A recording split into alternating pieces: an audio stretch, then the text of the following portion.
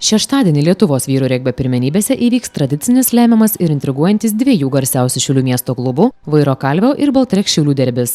Jau daugiau nei 10 lemiamų kovų metu susitinkantis ir stadione susirinkusiems žiūrovams tikrą vyrišką kovą pademonstruojantis abiejų klubų regbininkai ir šiemet nusiteikę kovoti visų pajėgumų dėl šalies regbio 15 čempionų vardo.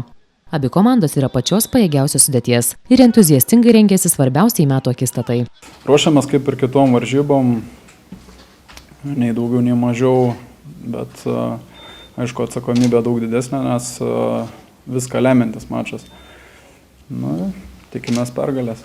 Galiu pasidžiaugti, kad mums pavyko šiais metais suburti, sakykime taip, vieną iš stipriausių komandų, kokių yra tekę būti Šiaulių Baltrek klube. Šiais metais bandysim jiems, kaip sakant, garbingai suteikti stiprų pasipriešinimą ir tikimės pergalės. Komandų atstovų teigimu, regbyje lygiųjų nebūna, tad laukia žūtbūtinė akistata.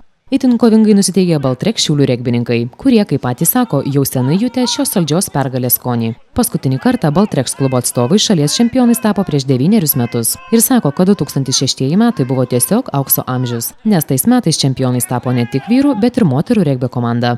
Šiauliai regbio sostinė, tad klubo atstovai kviečia visus sirgalius palaikyti mylimų ekipų ir žada išskirtinį reginį.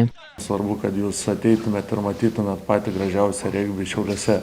Ir ne tik Šiauliuose, galvoju, ir Pabaltį, nes varžybos tikrai bus įdomios ir grįžta patys stipriausi žaidėjai, sudėtis, kaip minėjo kapitonai, beveik maksimalios, tai ateikit ir pamatysite gražų regbį.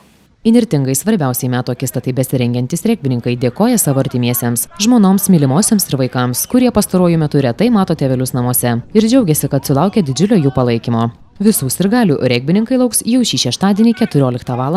Zoknių stadione.